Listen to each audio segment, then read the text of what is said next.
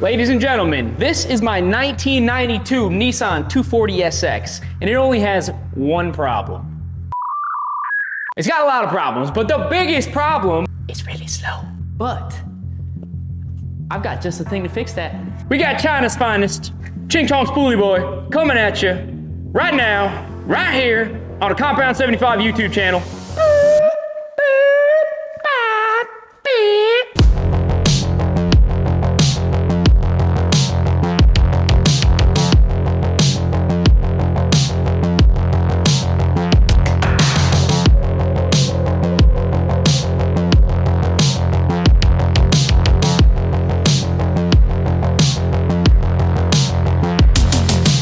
Right here, I've gathered a bunch of parts to hopefully turbocharge my S13. At least I think. I think I have everything. We'll find out. Starting on this side, we have the ISR turbo kit. It comes with the intercooler. It comes with the piping. It comes with couplers. We have an air filter. It also comes with a downpipe made out of stainless. It's better welded than anything that I could weld, I think. I'm not a welder boy. I know that the intercooler piping itself will probably have to get modified because I have a tubbed engine bay. We have the finest Chinesium stainless steel turbo manifold. I don't know if this is gonna crack or not, but again, we're not here for a good time. No. We're here for a motherfucking good time, not a long time. Supporting mods. I did pick up a set of ISR branded injectors. Why did I get these? Because they were the cheapest injectors that I could get. I am trying to do this on a budget because I honestly don't know how long this KAT is gonna last. Probably gonna pop. I'm expecting it. And I bought these so long ago, I don't remember which size they are. 750s, looking pretty good. Next thing we need to get oil to the turbo and back to the engine. We've got a -3, which is awful small AN line, but that is what they called for on the ISR website. It said you need to source your own turbo lines, your oil feed and return lines. Feed is supposed to be a -3 AN. I bought this little sandwich plate to put in between the oil filter. That is just gonna be our high pressure feed. For the oil drain, I got some I think it's -10 AN line. This is a kit off of Amazon. To get our -10 oil drain attached, I got this little bung fella, which will hopefully bolt up to the bottom of the turbo. I got a stainless steel bung, which I can drill a hole into the oil pan and weld on, and this is also -10. So I'm hoping that's all we need to supply for like the turbo kit. Since we're doubling the horsepower of this KA24, I got a spec clutch. I'm not sure what stage it is, but I believe it's a 6-puck clutch that can handle up to like 400 foot-pounds of torque, which should be good. Lastly, we're feeding all this air and fuel into our engine. We need a way to control it. Now, if you're a Miata guy, like I was and still am, Mega Squirt, not bad. Pretty good option, ball right in, bada bing, bada boom. But there are a lot better options nowadays. I've never played with a Mega Squirt that wasn't on a Miata. Hopefully it'll be just as easy to get going. Uses an internal map sensor. I got a GM intake air temperature sensor with it as well. So hopefully it can use those two things, do some magic, and control everything. To help our ECU control everything, we have a AEM wideband oxygen sensor controller doodaddy. I don't want to deal with any wiring, so right here is a Wiring Specialties plug and play wiring harness. It is all labeled. This is the nicest part I've ever bought for a car. It will make my life easier, hopefully. So I'm sure I'm forgetting a couple things, but hopefully I have everything that I need. Maybe I'll have to order a couple things off eBay, Amazon, or go to a hardware store or something, but I believe everything is here to get this 240 rocking and rolling. So all these parts, you will be getting my genuine opinion since they are not sponsored. But this video is sponsored by Compound 75, baby. We got a merch store. We got hoodies, we got hats, we got t-shirts. Go down below, check it out. I tried to make some designs that everybody could appreciate, whether you're a car guy, you like motorcycles, whether you just want to support the brand and you don't care about any of that, I feel like there's a design that you'll like in the shop. I want to hear from you guys and I want to know what you think of the merch. Shoot me a message on Instagram and tell me if you hate it, if you love it, if you want more of it. All right, let me stop fucking yapping. Let's get this 240SX rocking and rolling. First order of business, I think I'm gonna do the clutch, get that out of the way with. Should be pretty straightforward. Get this thing on the lift, probably have to pull the side skirts, then drain the transmission fluid, pull the drive shaft, pull the starter, unhook the battery first, make sure I do that. What else? Slave cylinder, and then try and yank that thing out by myself. I don't have any help. We'll be all right. Let's get popping.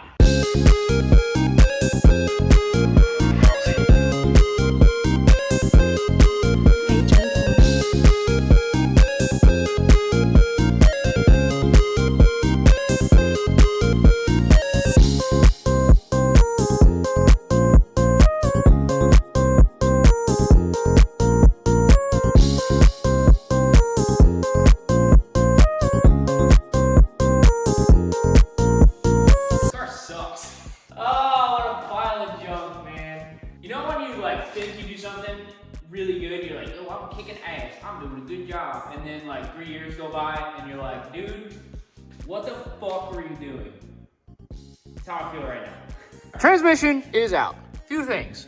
This flywheel looks fantastic. Looks good for my book. You can see the clutch material just like on the outside of it. It smells a little bit burnt. You can see it there. And if you go over to the clutch itself, it looks fucking brand new. So, I mean, it slips, but apparently a stock KA just doesn't like to be clutch kicked. Like, dude, I don't know. This was brand new. It has one event on it and it slips. So that is pretty lame. I did splurge back in the day for ARP pressure plate bolts, which is sick. And are these ARP too? Oh, yeah, boy. So we got ARP flywheel bolts, ARP pressure plate bolts, which are reusable and nice. So that is a win. Another absolutely interesting find. I drained my transmission fluid. This is the transmission fluid. Again, one event. It looks a little sparkly here. And this fell out. Like straight up fell out of the drain on the transmission. Slightly concerning. That's future me's problem. But I do have another transmission upstairs. Replace this one. These KA transmissions are kind of made of glass. So we're going to put in one that hasn't seen drifting and cross our fingers. Cleaned everything off. Going to torque these suckers down to 22 foot-pounds. Or at least that's what somebody said online. So I guess I'm going to trust them. Oh man, it did make a noise. Come on, spit on that thing. Shoot. Holy smokes. All right, just carry that down the stairs. Luckily, I have an extra transmission. It is a 220,000 mile KA transmission. I'm gonna run it. I gotta transfer the mount and some of the sensors over to this transmission, then try and put it in. In the meantime, I am gonna drain the oil and see what I can do to get this oil pan off. So I got every single bolt holding the oil pan off except for this guy right there. I can't get to it with anything. It hits the oil pan or it hits the steering rack or something. But now that I think about it, I have to pick the engine up. Look how close it is to the freaking steering rack.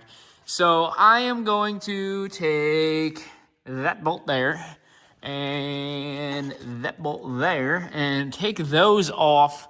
I'm gonna drop the car down first before I do it, hook a cherry picker up to it, or even, I actually can't use a freaking jack. So yeah, I'm probably gonna have to hook a cherry picker up to it and just to gain some clearance here. It's very close. So use the engine hoist to pick this up a few inches and then take that bolt off, and then that'll give me a little bit more room to get this oil pan off and clear the oil pump and all that other stuff. I'm assuming right around in this vicinity is where I'm gonna drill a hole and then weld a bung onto.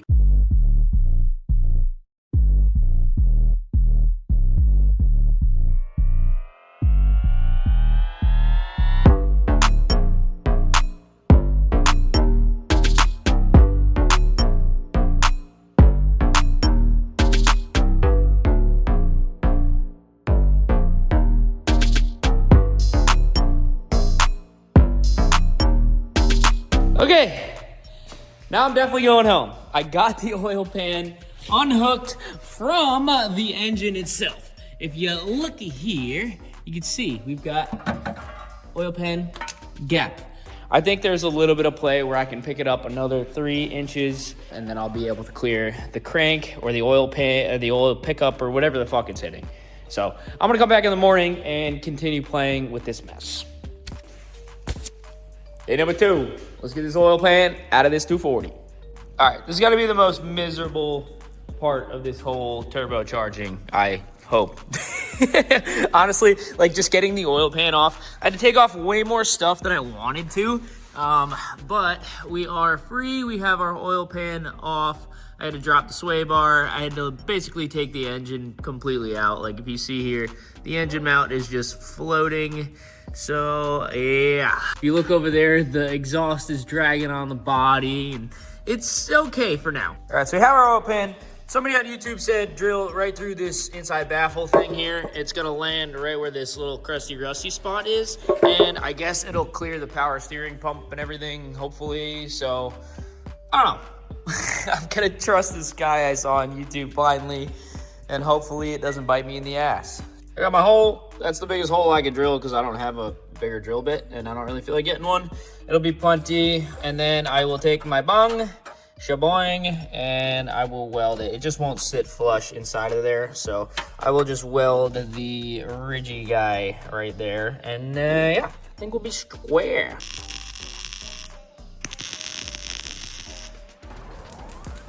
Time to make this squeaky clean. Zone decrease. Mid-transmission. And you're trying to clean this thing up and it just will not clean. And I figured out why. I'm trying to get this stuff off and I'm like, damn, this grease is really on there. It's bed liner. It's fucking bed liner on the bottom of the transmission, dude. Somebody must have sprayed it while I was in the car. Oh, what a nightmare. Oil pan is officially cleaned off.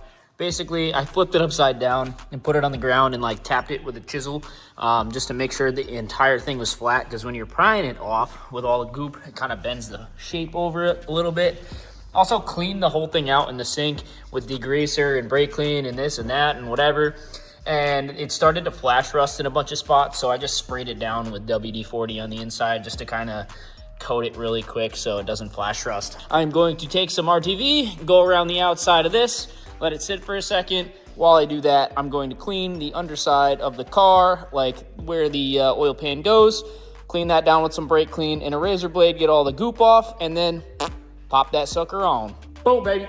Engine is off the hoist. We have our oil pan back in and rocking and rolling. Tag team in a tranny with my boy.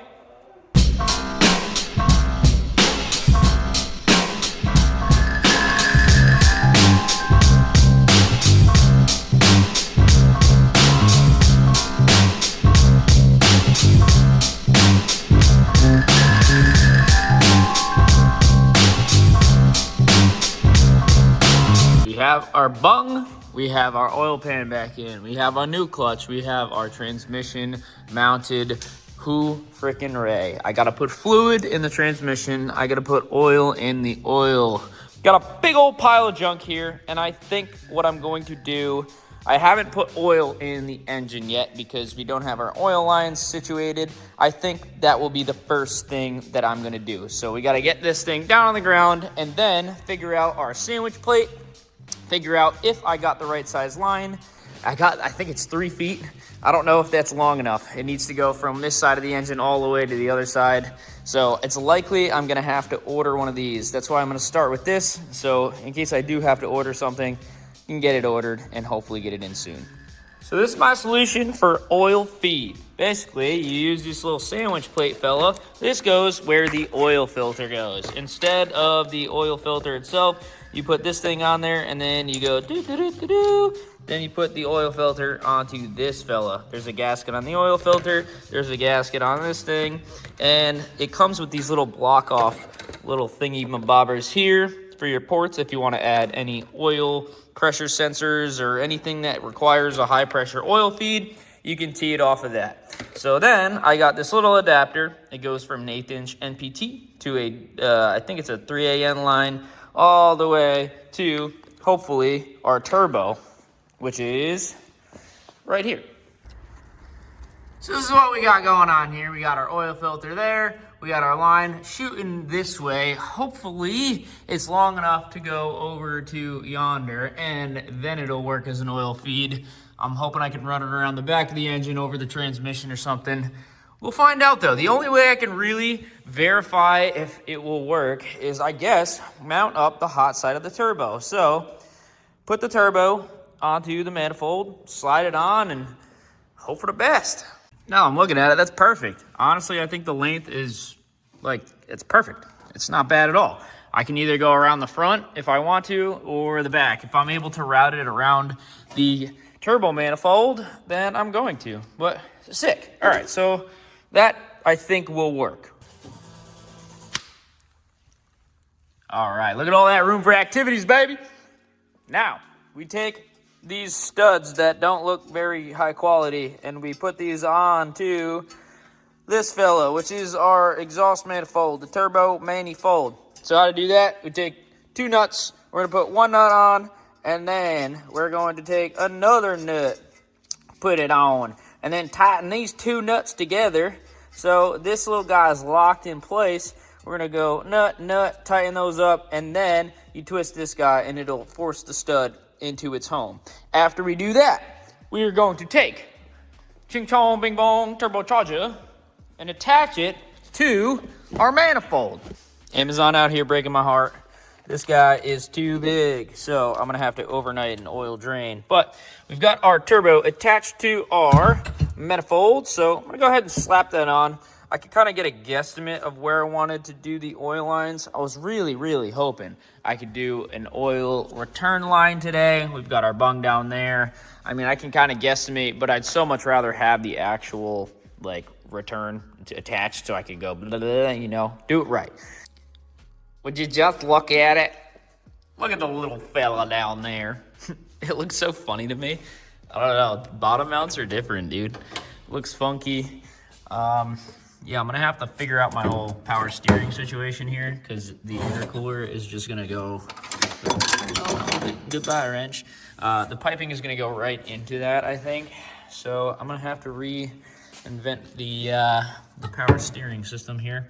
Besides the transmission and the oil pan being a giant pain in the ass, I think the other thing that's gonna suck is the intercooler. I'm gonna have to figure out a way to mount the intercooler around the bash bar without interfering with it, because I like the bash bar. I spent a lot of money on it. It's powder coated. I like it. I'm gonna have to make it work. So I'm thinking, take these guys here, cut these, hopefully be able to mount the shaboopy boppy to here, and I'll figure it out. I know it's a bolt-in kit, but they're never bolt-in kits, for one. Also, the tubs. I have the tubs on both sides, and that is going to cock block me from the bolt-in intercooler kit. I'm gonna have to think of a way to make the intercooler piping get to the front of the car. I don't know. We'll have to figure it out. Things are going okay, just okay. So we got the intercooler mounted, which is nice. It's not hitting the bash bar. It's not hitting the chassis. There's enough room to clear the bumper. They're not touching. We can bolt everything. It's nice and tight. I think it's on there for good, at least for now. Only problem I'm having is these stupid tubs. I cleared out the wiring harness, as we're gonna be using the wiring specialties harness, just kind of freed some room, got rid of the intake as well. We have all this room for activities. Now, where the fuck do I put the intercooler piping? Normally, I'd say we go here, we gotta tie into this guy here, and then we'd go shaboing. That is where the kit wants us to go. And unfortunately, this piece would normally go shit-a-ding. It would go somewhere in there, and you drill a hole, and yeah. So we've got some problems going on here. All right, everybody. I have reached a standstill, and it is not the end of the world. But I've learned over the years there's certain things that I can do, and there's certain things that I can do, but I should not do.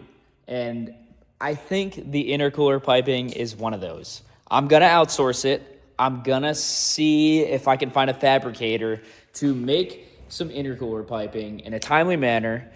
I'm gonna drop it off, cross my fingers, but realistically, the only way I could see this working is like, it would have to go off the turbo and like go, I don't know, like into the tub, like in the front of it where a wheel's not gonna hit it or anything like that. So I'm gonna let somebody that knows what the fuck they're doing take care of it.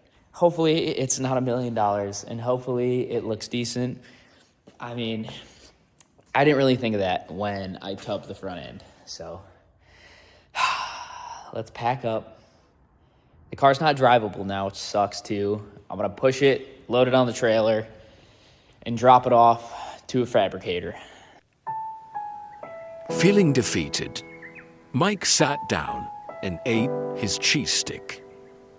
He was scared to cut holes into his 30-year-old Nissan.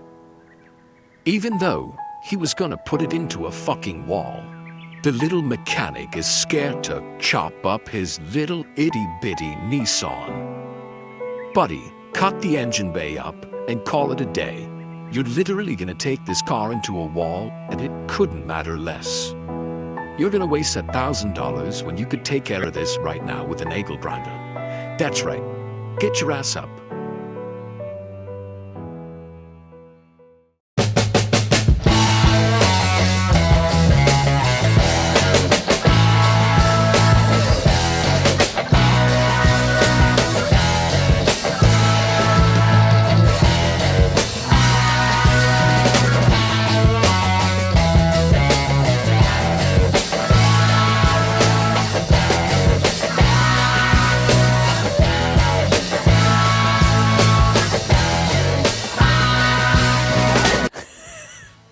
All right, so I basically bullied myself into making my own, like doing it myself, doing the intercooler piping, and I'm like, fine, I paid money for this ISR kit, I'm gonna make it work.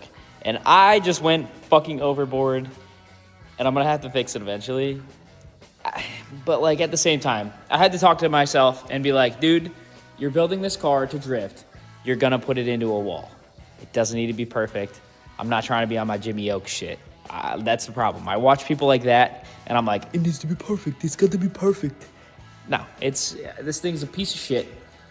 But I did do some heinous cutting of my tub right here in order to make it work. Other side, pretty decent. I still have to cut more on this side, but this side, I just got a little ignorant. Started cutting, and I'm like, fuck this. I started cutting more because in between the seam seal of the tubs, it started to rust, and I'm like, fuck this, I'm gonna get it out anyway. So, went a little crazy, but I'm starting to get intercooler piping sorted. It's a new day, and I've forgotten about my heinous crimes of yesteryears. I will figure that out at a later date. But for now, we've got our oil drain, fresh from Amazon. The other one I had did not fit. This one bolts right up. Good to go. I had to not use this hardware only because the AN line straight up wouldn't go on. It would hit the hardware. So I had some stainless hardware lying around. This clears and it won't rust and it looks better. So we have oil drain. Now we have to make our line going to the oil pan. I also went ahead and bolted up the downpipe. I put some red RTV on there. I've just always had good luck. Every time I put red RTV on a gasket, it never leaks. So I use it as like a ritual. So everything is tight here. The hardware that came with this is fucking garbage. It didn't come with any locking washers or anything. I have a feeling that this turbo kit's gonna rattle itself loose, but that's future me's problem to figure out. But for now, just gonna use what they came with. Now I'm gonna put the turbo into the car, and I have to plumb a line from over here all the way down to our oil drain. Now, it shouldn't be that hard. I've got an AN line kit. If you've never used AN lines, they're pretty straightforward. You basically measure your distance. You stick the tube inside of this side. You go, and then you stick it in here and you tighten it. And as it tightens it, this fitting compresses into the line and makes it nice and tight. Bada bing, bada boom. We have our oil line off the turbo. It's gonna go in front of this engine mount. I made it pretty long because I didn't want it to kink or anything and hit. So, yeah. We are looking pretty good. Now I just have to figure out the oil feed. Do I want it to come in through this side or this side? I'm thinking leave it long and then have it come through this side here, and then I can kind of like zip tie it around. And the only thing I don't want it to interfere with is the wastegate or get melted by the headers. So gonna have to be a little particular about where I run that. So I just put a concoction of oil that I had lying around inside of here into the 240 just so I could try and prime the oil line. I have no wiring harness hooked up besides I think the transmission stuff and the starter. So basically all this stuff is unplugged. So there's no way that it could run, but I'm hoping if I hook the battery up and turn the starter that it will crank the engine over. And if I crank it over for a minute or two, hopefully we get some oil coming out of the oil feed. Come on, oil.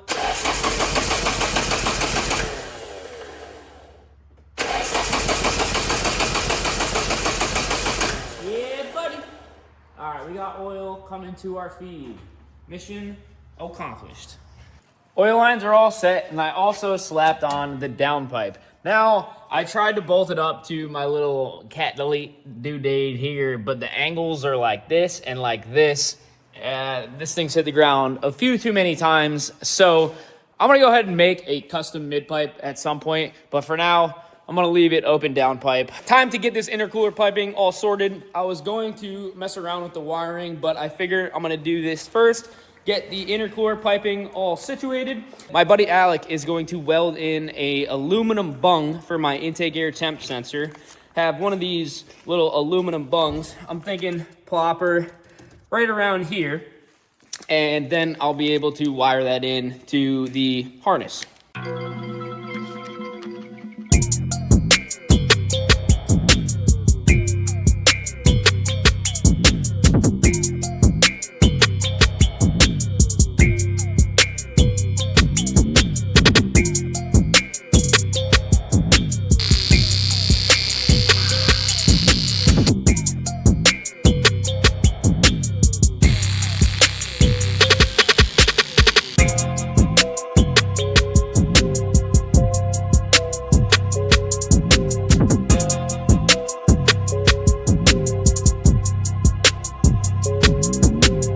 Intercooler piping is kind of laid out where I want it. I do have to make my hole a little bit bigger, and I think I'm gonna mimic it to this one or like cut it a little bit different because this one's already fucking heinous. So I got some plans. I did buy this stuff too to try and remedy. It's like some black rubber trim stuff that goes around like door seals, and I think it'll look a little bit better. So I've got to modify this hole at some point and this hole as well. So that's the least of my worries now. The biggest thing I need to tackle is wiring. I've been putting it off because I'm scared, but honestly, the wiring specialties harness will make everything a lot easier. I took out all of this junk here. This is pretty much everything. There's trans wiring, there's starter wiring, alternator wiring, and then we have my fucking mess down here. I'm gonna have to figure out all this at some point too. This was just kind of like to get the car together. I put it all here, but for now, I just want the car to run. I can figure out all the interior bits later.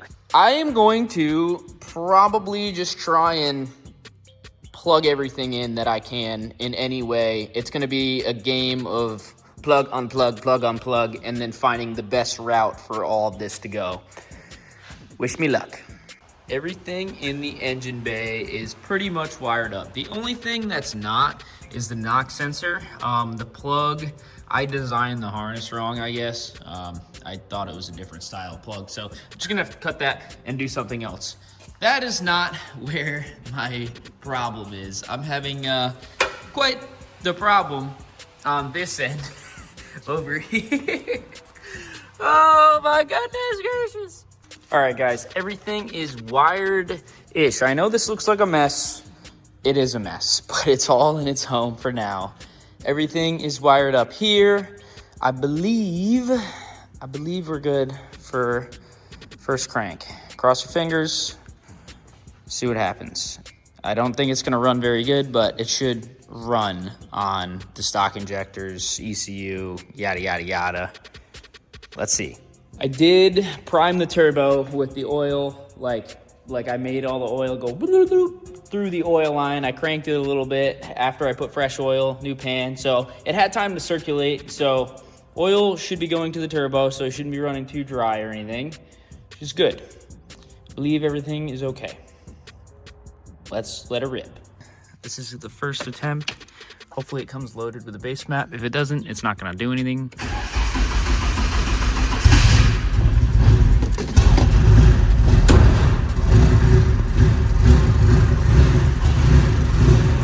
Look at a lot of smoke. A lot of smoke. What is all that coming from? Gas. Ah, yes. We would have caught on fire. That's what you want. And this is where things got interesting. I'm not sure why I stopped filming, but after I replaced the fuel line that was leaking, I went to go start the car again and turn the key, and nothing happened besides just click, turn it, and it would click, click, click, click, click. Nothing was happening. So my first thought was grab a breaker bar and a socket and try and rotate the engine over just to make sure it's not seized up, because that would just be ridiculous, right? It was seized up. I freed it with the breaker bar. After freeing the engine that was now seized, I decided to try and crank it again, and this is what it sounds like. Oh my god, dude. That is crazy. You know, I figured you turbo a stock KA, it would blow up eventually, but right out of the gate is impressive. Literally first start, it just gave up. This is not a good sound, guys. Wow. Oh boy, what a fucking day. Wow.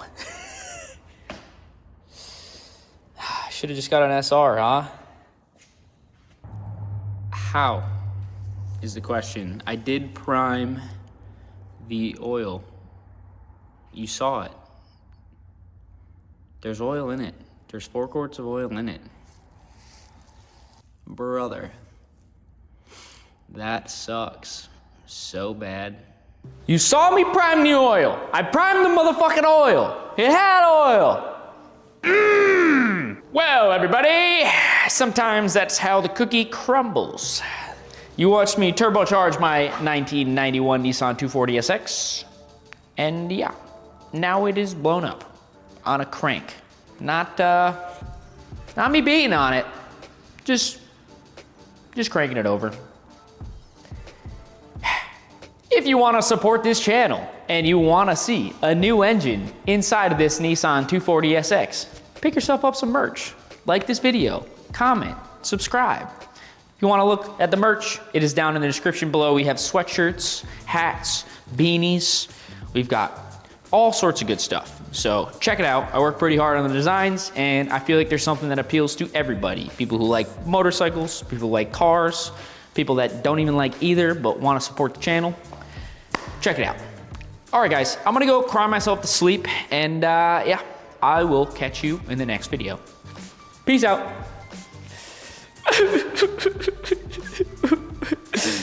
Why is it gotta be so difficult, man? Why? Why do you gotta do that, dude? I don't even know. I just don't understand, man. With the fucking buddy. Oh, it feels crunchy.